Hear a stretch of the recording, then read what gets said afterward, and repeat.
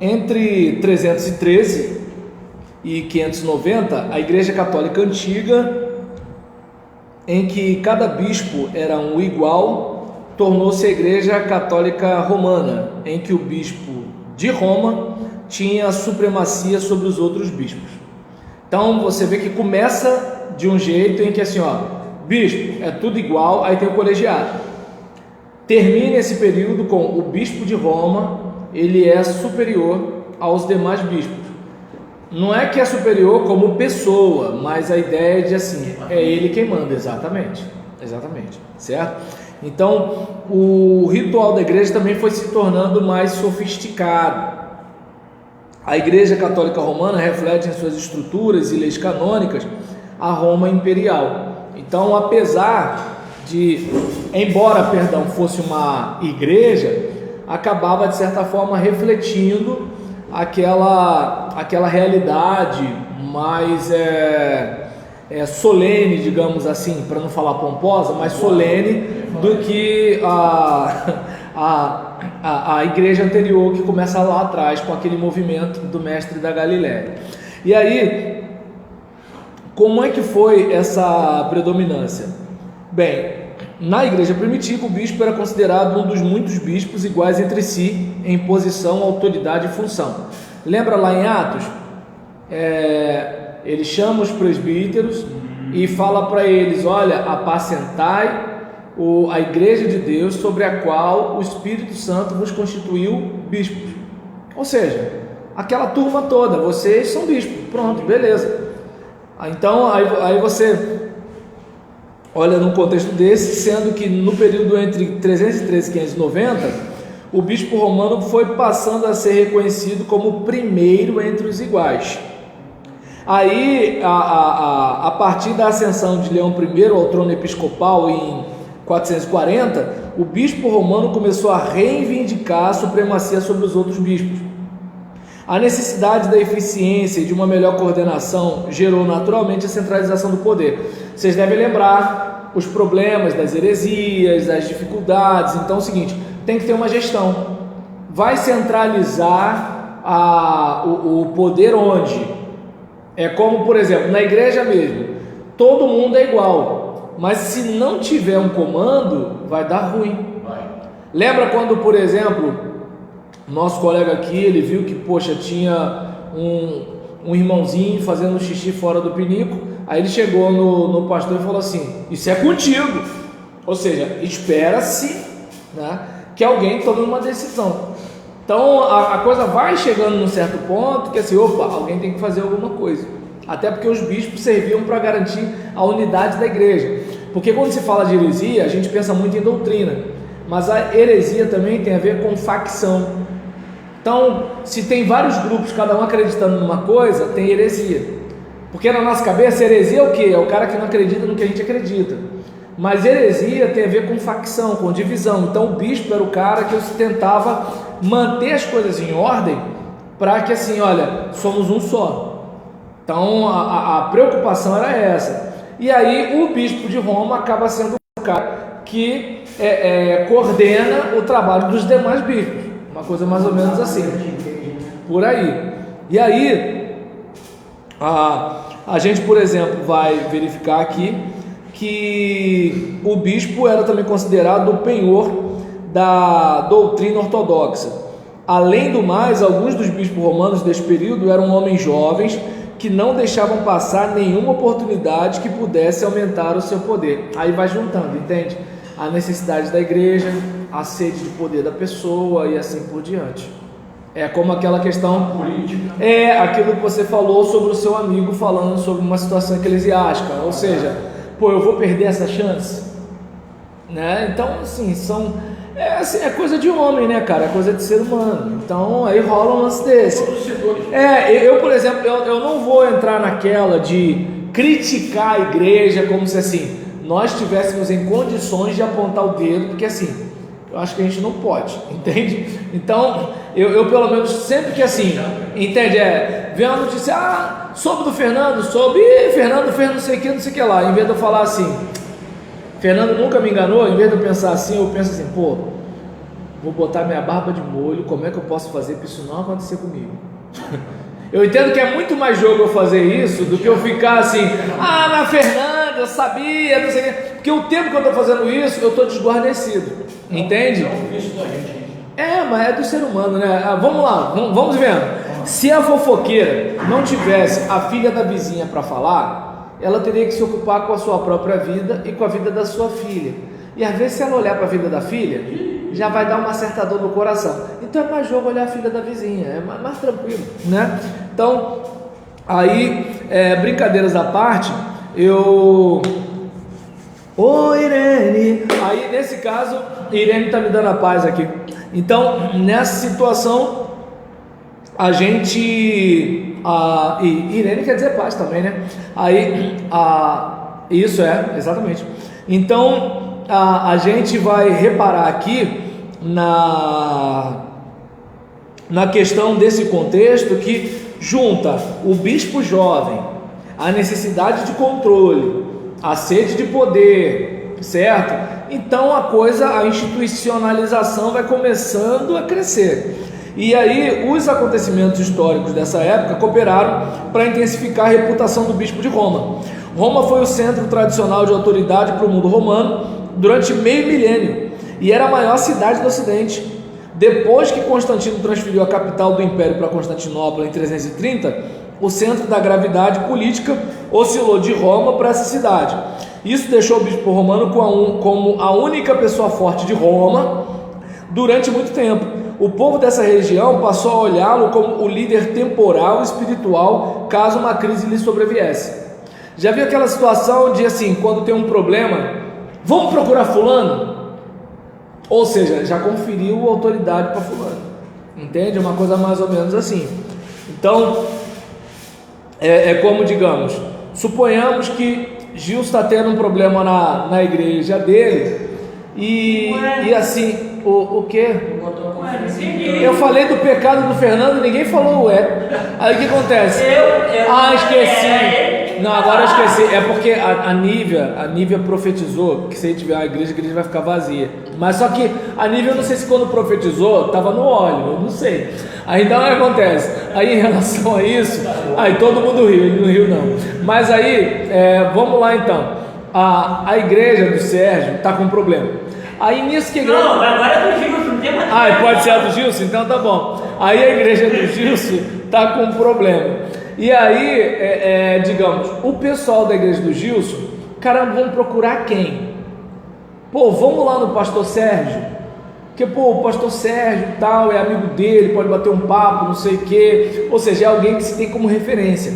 Aí vai chegando uma situação que todo mundo começa, não, pastor Sérgio, aí na tua igreja, pastor Sérgio, não sei, aí daqui a pouco já virou uma tradição sem ter nada escrito, que o negócio é procurar o pastor Sérgio, entende? Aí a gente chega na tal da validação consensual. É que nem, por exemplo, há um tempo atrás, eu sou um cara, eu sei que alguém vai dizer que eu estou novo para isso, mas eu estou desencantado com tudo, assim, por exemplo, vamos lá, não sou o tal João do Santo Cristo não, mas quando o ministro diz que vai me ajudar, eu não acredito. Então, aí você tem, por exemplo, você vai ver, né, na parte do executivo, vai resolver, não sei o que lá e tal, tu fica ouvindo que vai e não vai. Aí na parte do legislativo, não, nós vamos resolver e tal. Aí no judiciário, não. Aí tu fica assim, aí o meio de comunicação é que conta pra gente o que está acontecendo. Então aí tu olha assim, peraí, mas ele não contou isso, mas não contou aquilo. Então aí você vai olhando para isso. Eu praticamente não valido nada, entende? Eu desconfio de tudo, até de mim, que eu posso estar tendo certeza sem estar certo. Então, que nem, por exemplo, alguns amigos estavam conversando comigo, a gente batendo papo, né, sobre vacina e cloroquina, aquele negócio todinho. Eu falei, cara, quem tem que discutir vacina e cloroquina é médico, não é jornalista, não é político, não é artista, não é juiz, é médico. Deixa os titãs brigarem, deixa eles correrem atrás disso daí, não é a gente, entende? Aí o que acontece? Aí a gente fica discutindo um negócio que a gente não sabe. O cara no mínimo estuda uns 6 anos, Entende? Aí tem residência, tem especialização, tem mestrado, tem doutorado, pós-doutorado, o raio que o parta. E aí o que acontece? Caramba, aí tu olha para um troço desse, aí você, Wikipédia, YouTube, CNN, Rede Globo, tu já é médico? Pelo amor de Deus, então o que acontece? Tá dando para entender? Então você vê um monte de gente falando um monte de coisa aí, e não, e sem falar que às vezes 2 gigantes da mesma área, mas um conhece uma pesquisa que o outro não conhece. Não vou muito longe, por exemplo, ó, todo mundo que leciona aqui tem por baixo bacharel em teologia. Mas olha como é que o nosso nível de conhecimento é diferente. Por quê? A experiência como pastor. Tá dando para entender? Ainda tem isso. Então o que acontece? Por exemplo, tem um que é mais cabeção na área teológica. Tem um outro que não deu para fazer isso, porque estava resolvendo briga de irmã de igreja. Então acontece. Assim, aí, olha como é que são as coisas. Você como aluno, se você é um cara perspicaz, você sabe, pô, peraí, nisso aqui, pô, eu vou ouvir mais fulano pela caminhada que ele tem. Nisso aqui, eu vou ouvir mais Beltrano por causa da caminhada que ele tem. E se houver um confronto de informação, pô, eu sou um pesquisador, eu vou para os meus livros, entende? Eu consulto outras pessoas, ou seja, mas observa bem, você é um estudante de teologia, e são professores falando de teologia. O irmão da tua igreja, entende? Que é não é nada. Que o que acontece? Olha a humildade. Aí, o irmão da tua igreja que escuta Augusto Nicodemo, né, de Renekiewicz, Bispo Macedo, sei lá, Malafaia, ele já acha que sabe tudo, entende? Não leu metade dos livros que você leu, mas ele acha que sabe tudo. Mas ainda assim, ainda é a mesma área, teologia. Agora, daí, cara, para você ir para medicina, entende como é que é o negócio? Então, assim, daí onde eu, por exemplo, é o que eu falo assim, eu fico, né, na minha desconfiança e olhando tudo, até porque eu posso estar certo, eu posso ter certeza e estar errado, certo? E aí, diante desse quadro, eu estou usando essa ilustração do programa que a gente está tendo hoje, justamente para quê? Para a gente fazer uma certa crítica a essa razão que todo mundo tem numa discussão, entende? E aí, nesse contexto aqui, havia uma validação, fulano, Beltrano. Então, nesse caso, digamos, se eu tenho um problema com um médico, eu vou buscar uma segunda opinião de outro médico, entende? É como, por exemplo, teve um momento que, numa discussão de família, o pessoal estava me encarnando, porque eu e Gisélia, pai velho, filho único, tudo da gente levar no médico. Ah, mas médico não sabe de nada. Aí eu falei assim, então vou levar no mecânico. Então, não, tem hora que tu já não dá mais, né? Aí, nessa situação... Se Deus instituiu os médicos para cuidar... Deus instituiu os médicos? Amém. Que benção. Não, é porque eu não fui no culto, desculpa, foi mal. Então, nesse caso, aí em relação a isso, né, a respeito desse assunto, eu não sei se dá para perceber que, assim, existe uma certa validação, e há um motivo para isso, certo?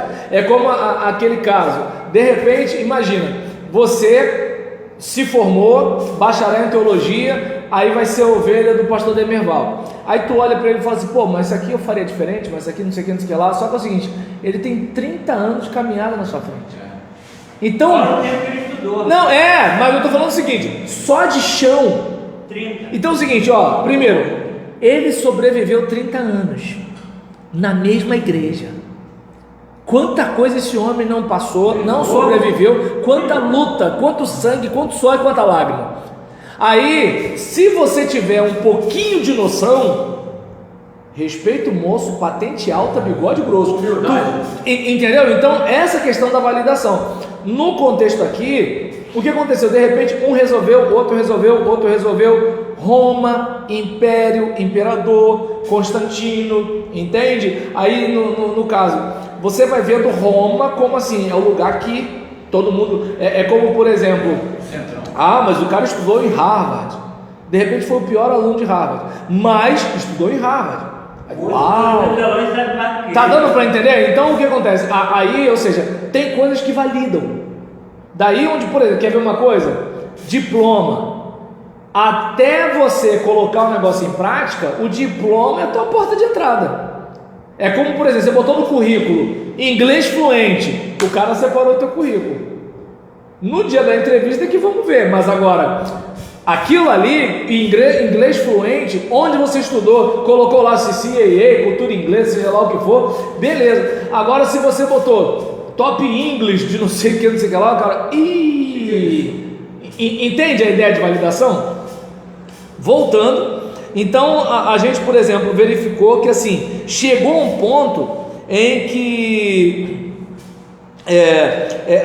em Constantinopla o imperador parecia estar distante de Roma e de seus problemas, mas o bispo, por sua proximidade, era o único que podia exercer um poder efetivo na solução de crises políticas e espirituais. Então imagina, o imperador em Constantinopla, o bispo em Roma. Pô, bispo, tem como dar uma ajuda aqui, não sei o que, sim, meu filho, tal, porque Deus, né? E aí a coisa vai fluindo. Quando o trono imperial no ocidente caiu nas mãos dos bárbaros, depois de 467, e outras cidades italianas se tornaram sede do poder temporal, o povo da Itália via o bispo romano como uma liderança política e espiritual, ou seja, Roma vai decrescendo, a igreja vai crescendo e o bispo de Roma mais ainda. Olha como é que a coisa vai, entende? Então, a gente vai ver, por exemplo, a teoria petrina baseada em textos como Mateus 16, versículo 16 a 18, era amplamente aceita em 590. Segundo essa teoria, Pedro recebeu a primogenitura eclesiástica sobre seus companheiros de apostolado, sendo que sua posição superior passou dele a seus sucessores, os bispos de Roma, por sucessão apostólica. Em cerca de 250, Estevão usou esses textos. Grandes teólogos como Cipriano, Tertuliano, Agostinho foram figuras de destaque da igreja ocidental que estiveram sob a liderança do bispo de Roma. O senhorio do bispo não teve que enfrentar problemas como as polêmicas heréticas que dividiram o Oriente, como é o caso do arianismo. Ademais, o bispo de Roma convocava sínodos em que conseguia manter uma posição que ficaria estabelecida como a posição ortodoxa. Então você percebe que assim, olha como é que o episcopado em Roma vai sendo só crescente. E aí, dos 5 grandes líderes eclesiásticos metropolitanos, em Jerusalém, Antioquia, Alexandria, Constantinopla e Roma, apenas o patriarca de Constantinopla e o bispo de Roma viviam em 590 em cidades de importância mundial, no ano de 590. Essas outras cidades já não tinham essa importância mundial que Roma e Constantinopla tinham. O bispo de Jerusalém perdera seu prestígio com a rebelião judaica contra Roma. No segundo século, Alexandria e Antioquia declinaram logo a importância, chegando mesmo a serem perdidas pela cristandade quando invadidas pelas hostes islâmicas no século VII. Século VII, ano 600, lembra? Então, em 590, os bispos de Roma e Constantinopla permaneciam como os 2 líderes clericais de importância. Aí, o concílio de Constantinopla reconheceu em 381 a primazia da sé de Roma. Ao patriarca de Constantinopla foi dada a primazia de honra logo depois do bispo de Roma, segundo o terceiro cânon do concílio. Era um reconhecimento de fato da primazia do bispo romano por um grupo de clérigos importantes da igreja. O imperador Valentiniano III, no edito de 445 Anno Dominus, reconheceu a supremacia do bispo de Roma em negócios espirituais.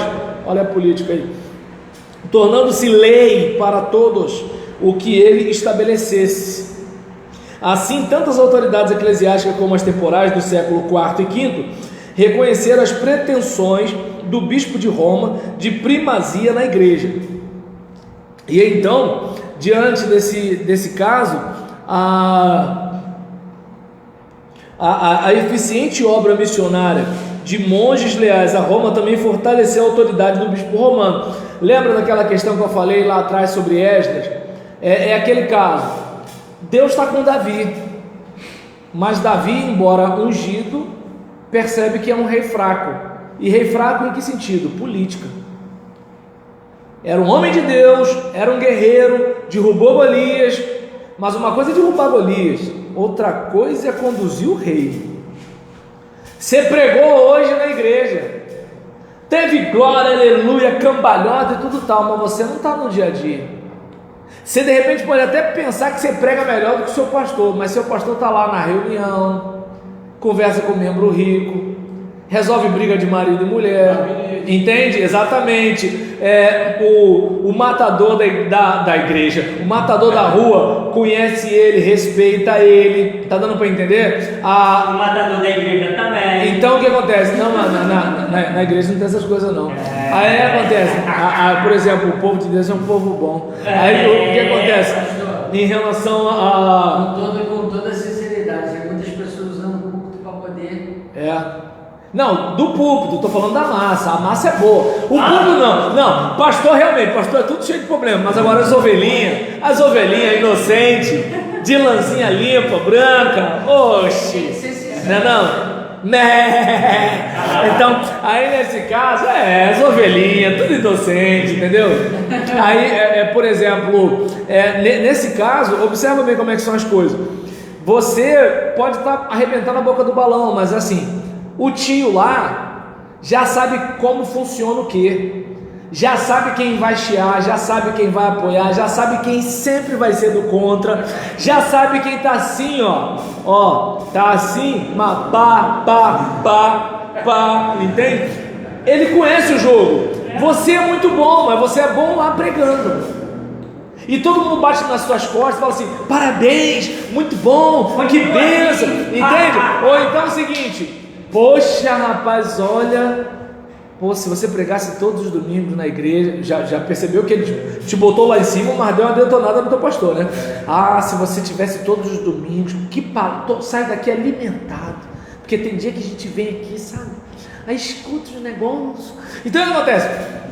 O pastor sabe lidar com tudo isso. Você pode ser muito bom, mas você ainda não tem esse time. Então, observa bem, essa questão, por exemplo, política, ela é muito forte. Então, você observa aqui esse contexto em que isso acabou, de certa forma, contribuindo, né, para que houvesse um avanço, porque houve um respaldo, inclusive dos outros bispos. Pastor, foi nessa época que Roma se separou, a igreja se separou de Roma? Não, a igreja aqui não se separou de Roma, não. Não, assim, fez o estado dela? Não, o Vaticano não, ainda está longe esse negócio. O que está acontecendo aqui é que assim, Roma está decrescendo e a igreja está crescendo. Entende? Só que a igreja está crescendo, mas a liderança romana ainda continua bastante forte.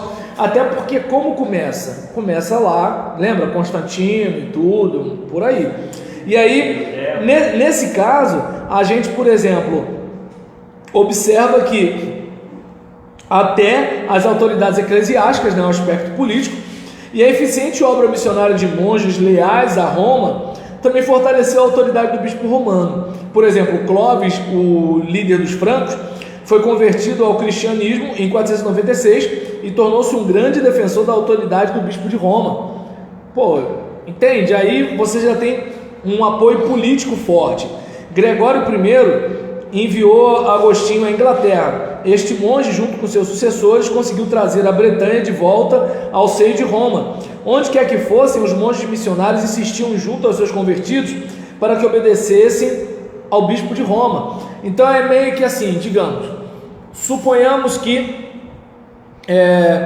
Renato é o pastor da igreja, mas é um pastor que chegou, tem mais ou menos coisa de 2 anos só. E aí, nessa igreja, né, de 4 membros, quando ele chegou na igreja, tinha o Sérgio convertido. Então o Sérgio ainda está com aquela saudosa memória do pastor antecessor. Mas, nessa brincadeira, Fernando se converte. Fernando se converte no ministério do Renato. Então, enquanto na cabeça do Sérgio tem sempre uma comparação, mas o pastor fulano não fazia assim. Na do Fernando, já assim, tudo é novo. E aí, o que acontece? Quando o Fernando sai para evangelizar, o Fernando sai tendo lealdade ao pastor Renato. No caso do Sérgio, ele é muito inclinado a ter uma lealdade para com a igreja. Entende? Por quê? Porque ele ainda não sente firmeza no pastor Renato. Porque pastor do coração dele é o pastor fulano. Entende? É uma coisa mais ou menos assim. E aí, nesse caso, quando o Fernando evangeliza o Gilson, tendo aquela ideia de, olha, esse é o cara que você tem que respeitar, esse é o cara que você tem que atender. O Sérgio já quando evangeliza, pastor vem e vai, não entra nessa não, pastor é homem igual a gente. Perceberam a situação? Então, aí assim, esse sentimento de lealdade influencia o cara que está chegando, porque o cara que está chegando, ele tem respeito por esse cara, e aí o respeito que ele tem por esse cara, ele transfere para aquele. É como, por exemplo, quantos de nós às vezes não votou num candidato por causa de um amigo? Quantos de nós não aceitou um funcionário por causa de um amigo? Quantos de nós não comprou alguma coisa por causa de um amigo? Pela confiança que você tem naquela pessoa, você fez. Entende? Então é um tipo de situação, até porque o que acontece? Você é o vínculo. Por exemplo, eu trabalho com proteção veicular. Qualquer coisa que dá, meus amigos fazem o quê? Eles não entram em contato lá não. Ele liga para mim, manda mensagem para mim, pede para eu resolver o negócio. E aí eu tenho que botar a cara lá, por quê? Porque eu que olho para os meus amigos, não é a direção da empresa. Percebe essa questão? Então, deu para entender? Então, representante líder do senhor. Não, e detalhe, não é nem só a questão, para eles, eu sou a proteção veicular, tá entendendo? Pô, cara, entende? E aí nessa situação, a gente verifica aqui, né, essa questão da lealdade, e nisso, a igreja romana também foi aquilada com muitos bispos capazes nesse período, os quais não deixaram escapar qualquer oportunidade de fortalecer o seu poder. Dámaso, de 366 a 384, foi possivelmente o primeiro bispo de Roma a descrever sua diocese como uma sé apostólica. A tradução da Vulgata Latina feita por Jerônimo a pedido de Dámaso, de quem era secretário, aumentou o prestígio dos ocupantes da cadeira episcopal. Caramba, a tradução da Bíblia para o latim foi na minha liderança, foi em Roma. Caramba, olha aí. O alto conceito que tinha Jerônimo sobre seu patrão pode ser visto numa carta que escreveu a Dámaso, onde afirma categoricamente que a cadeira de Pedro é a rocha sobre a qual a igreja foi construída. Aí nisso, olha como é que a tradição vai se fortalecendo, entende? Então hoje é muito comum a validação consensual aparecer através da mídia. A mídia diviniza e sataniza alguém, certo? Não sei, já assistiram um filme chamado O Quarto Poder? Não. Com Dustin Hoffman e John Travolta. Poxa, cara, tenta ver, é muito bom. Se você encontrar no YouTube, manda o link para ele. Então, aí o que acontece? A mídia tem esse poder. Hoje ela não tem tanto por causa do quinto poder, que é a internet, entende? E o que acontece? Porque, por exemplo, o jornal não vai com a tua cara, mas vai com a cara dele. Aí o jornal vai, manda uma mensagem braba para cima de você e uma mensagem maravilhosa para cima dele. Se ele fizer uma matéria paga, então, tem até sorriso do jornalista. Aí a coisa acontece. Só que qual é o problema? Ele está lá filmando ali, em loco, no lugar. Aí eu mostrei aqui desse ângulo. Pô, a miserável da internet, ele foi e postou o outro ângulo e ainda me postou filmando. Acabou. Aí a opinião dele, entende? A meu respeito mudou por causa dele. Lembra do Cabo Daciolo, quando ele falava: eu dou entrevista para qualquer um, desde que eu esteja filmando ao vivo na rede social. Tinha gente que não aceitava, mas quem aceitava fazia a entrevista, editava, mas ele tinha o vídeo todo ali. Por quê? Porque você passa 14 horas com um jornalista e quando sai na revista sai de modo diferente.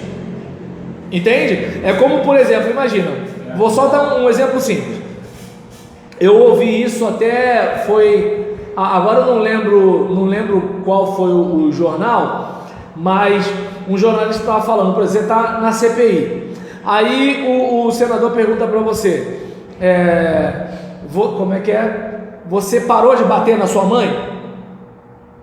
Bem, se eu disser sim, então você batia na sua mãe. Se eu disser não, então você continua batendo. Não, mas é porque... Não, resposta objetiva. Não, mas eu tenho que explicar. Não, resposta objetiva. O senhor está se estendendo? Parou ou não parou de bater na sua mãe? Eu, por exemplo, que nunca bati na minha mãe, eu diria: não. Olha a prova aí.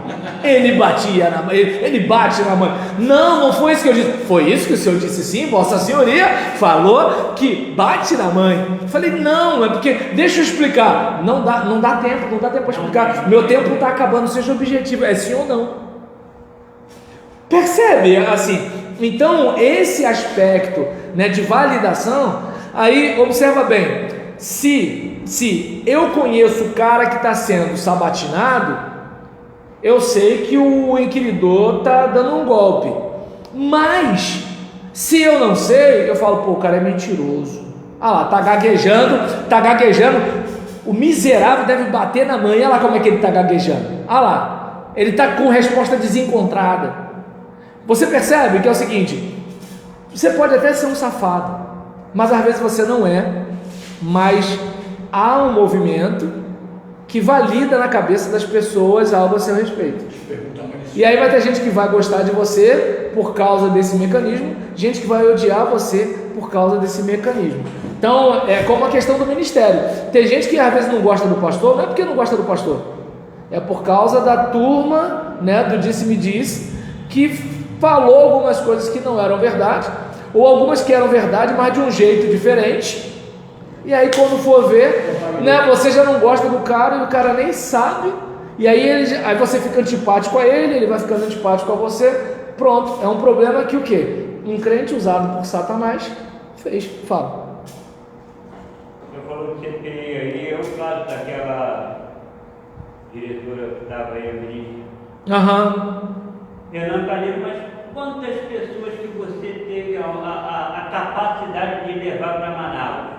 O senhor não sabe não? O senhor não lê? Então calma aí, ele ficou falando de 380 pessoas, mas deixa eu fazer uma perguntinha para o senhor. Da mesma forma que o senhor está me perguntando, deixa eu fazer uma pergunta: por que o governador e o prefeito de Manaus não comprou o medicamento que tinha que ter comprado para receber o dinheiro? Porque enfiou tudo na família, né? Por que não tem isso aí? Eu não sabia, então como é que o senhor vem me perguntar uma coisa que o senhor não estudou? Tem como o senhor me perguntar uma coisa que o senhor não vai estudar? Aí você entende por que tem que pedir habeas corpus? Porque dependendo do modo que ela responde, ela pode ser advertida, entende? É complicado. Então, aí nesse caso aqui, observa bem que assim, olha como é que o mecanismo humano é. Com ou sem tecnologia? Cultura. Entende? É aquele caso, para a cultura a gente sempre perde. Então o que a gente faz? Muda a cultura. É o que está acontecendo hoje no nosso país. Você não tem como bater de frente com a cultura, mas se você mudar a cultura, show! Aí você vai nadando de boa, tranquilo. É o que fizeram com o Lula, não conseguiram comprovar que ele é inocente. Então o STF modificou tudo, mas ele não é inocente. Bem, aí você vai depender do Fernando Henrique do passado e do Fernando Henrique de hoje, né? Mas aí nesse caso aqui, voltando para cá, a gente vai observar, né, que assim, Leão I, que ocupou o trono episcopal de Roma entre 440 e 461, foi o mais hábil ocupante da cadeira antes de Gregório I, que assumiu em 590. Sua capacidade deu-lhe o título de grande. Ele usou muito o título papas, de onde vem a nossa palavra papa. Em 452 conseguiu persuadir Átila, ou Uno, a deixar a cidade de Roma. Novamente em 455, quando Genserico e seus seguidores vândalos do norte da África chegaram para saquear Roma, Leão persuadiu-os a isentar a cidade do fogo e da pilhagem. Ele teve que concordar, entretanto, que a cidade fosse entregue por 2 semanas para ser saqueada pelos vândalos. Genserico manteve sua palavra. Os romanos viram em Leão aquele que salvara sua cidade da destruição completa. Não tinha exército para manter? A questão não é exército, a questão é se tem exército para combater.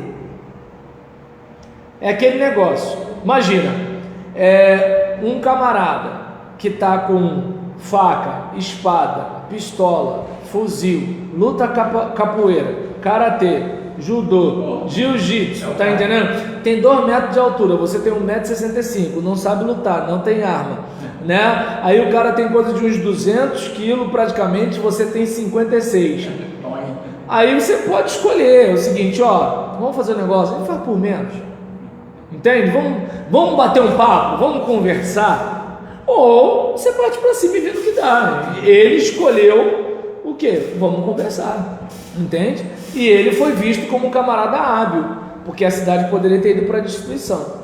Até porque a própria Bíblia diz, né, que é mais jogo um cão vivo que um leão morto, né? Mas tem crente que não lê esse trecho, né? Sou crente, mas sou homem, então vai. Aí, né, então vai. Então nesse caso aqui, ele, por exemplo, ficou com uma posição fortalecida, ainda mais quando o Valentiniano III reconheceu a supremacia espiritual no Ocidente através de um edito promulgado em 445. Leão sustentava que as apelações das cortes eclesiásticas de bispos deviam ser levadas à sua corte e que suas decisões seriam definitivas. Eu sou o cara. Ele definiu a ortodoxia em seu trono e escreveu contra a heresia dos maniqueus e donatistas. Mesmo não considerando Leão o primeiro papa, é legítimo dizer que ele pretendeu e exerceu o poder mais do que muitos ocupantes posteriores do bispado de Roma. Gelásio, primeiro papa de 492 a 496, escreveu em 494 que Deus dera ao papa e aos reis os poderes sacro e secular, porque o papa tinha de prestar contas a Deus no dia do julgamento. Pelo rei, o poder papal era mais importante que o poder real. Assim, os governadores deveriam se submeter ao papa. É possível que esse poderio tenha sido útil neste primeiro período do relacionamento com os bárbaros, mas levou mais tarde à corrupção dentro da própria igreja romana. E aí a gente fechou essa parte do episcopado.